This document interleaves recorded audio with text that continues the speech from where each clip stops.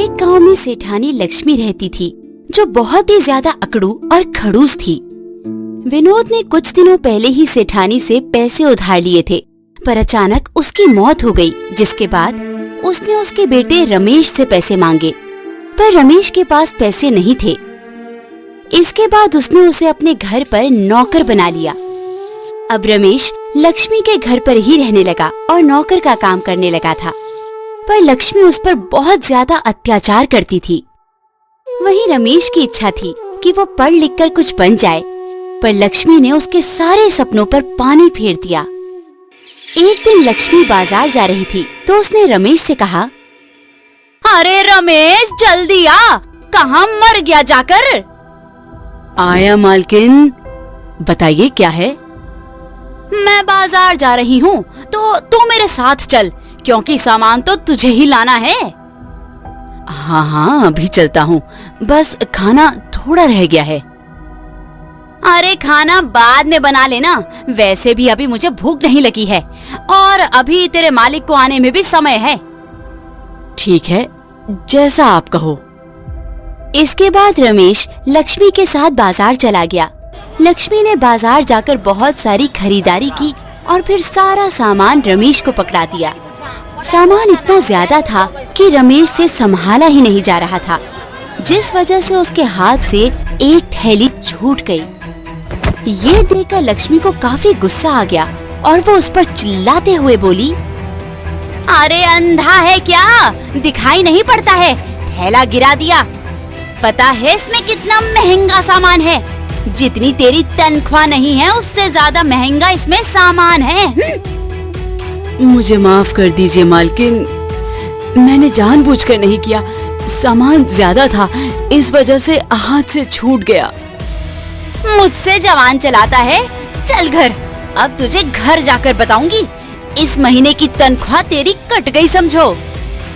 ये आप सही नहीं कर रही हैं मालकिन, आप हर बार किसी न किसी बहाने से मेरी तनख्वाह काट लेती हैं।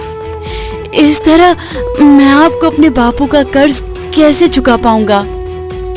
मुझे कुछ नहीं पता है। और ये कहकर वो लोग घर आ गए। घर आने के बाद रमेश बहुत ज्यादा दुखी था। उसने खाना बनाया और सेठानी और सेठ को खिलाया। सेठ ने जब रमेश को दुखी देखा तो उससे कहा, क्या हुआ रमेश, तुम इतने दुखी क्यों लग रहे हो? क्या बताऊं मालिक, मालकिन हर बार मेरी तनख्वाह काट लेती हैं। क्यों? ये रमेश क्या कह रहा है? ये झूठ ही बोल रहा है, मैं इसकी तनख्वाह क्यों काटूंगी? यही हर बार कुछ ना कुछ गड़बड़ कर ही देता है। आज पता है इसने कितना महंगा मेरा सामान तोड़ दिया, इसीलिए इसकी तनख्वाह काट ली। तो क्या हुआ, गलती से टूट गया होगा, जानबूझकर तो किया नहीं होगा। आप तो रहने ही दीजिए, नौकरों को ज्यादा सर पर मत चढ़ाइए। ये सुनकर सेठ चुप हो जाता है, पर वो बहुत ही अच्छे दिल का था और उसे पता था कि उसकी पत्नी बहुत ज्यादा खड़ूस है, जिस वजह से वो रमेश की तनख्वाह चुपचाप दे दिया करता था। धीरे धीरे समय गुजर रहा था। लक्ष्मी रमेश पर बहुत ज्यादा अत्याचार करती थी और कभी कभार तो वो उसे खाना भी नहीं देती थी, जिस वजह से रमेश को भूखा ही सोना पड़ता था।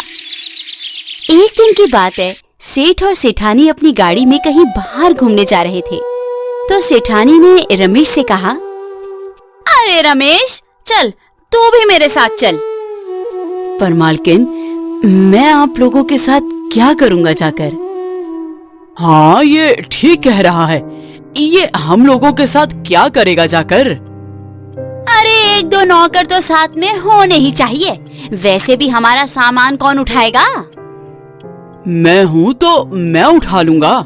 रमेश तुम यहीं रहो। तो फिर मैं भी नहीं जा रही हूँ। मैं नहीं चाहती कि मैं अपना घर किसी नौकर के ऊपर छोड़कर जाऊँ। वैसे भी इन नौकरों का कोई भरोसा नहीं होता है। ये सुनकर रमेश को बहुत बुरा लगा।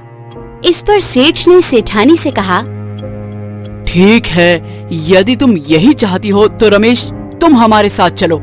जाओ, तुम तैयार हो जाओ जाकर। तैयार और क्या हो ना, इसी तरह जाएगा, ये नौकर है हमारा। ये सुनकर रमेश उन लोगों के साथ वैसी ही हालत में चला जाता है।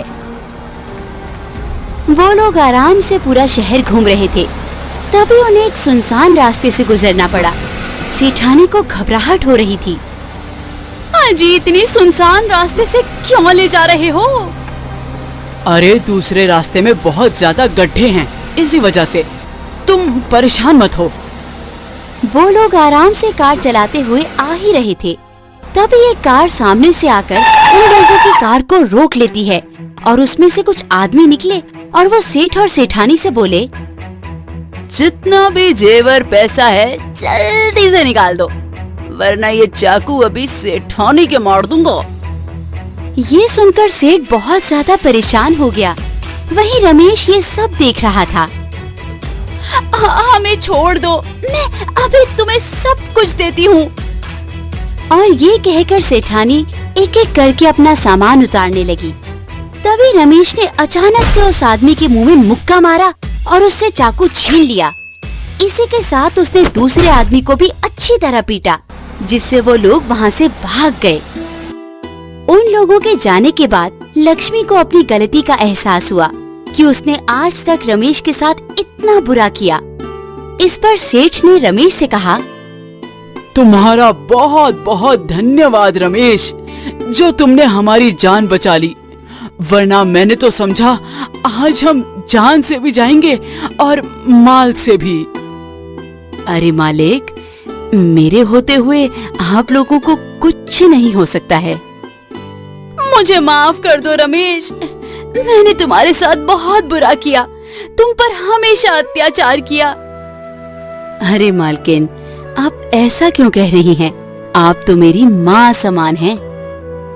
ये सुनकर लक्ष्मी की आंखों में आंसू आ गए और उसने रमेश से कहा, आज के बाद मैं तुम्हारे ऊपर कभी भी अत्याचार नहीं करूंगी और तुम्हें अपने बेटे समान मानूंगी, और तुम्हारा जो भी कर्ज है वो सब माफ होता है। ये सुनकर रमेश बहुत ज्यादा खुश हो गया और फिर वो लोग घर आ गए और अब रमेश उन्हीं लोगों के साथ उनका बेटा बनकर रहने लगा।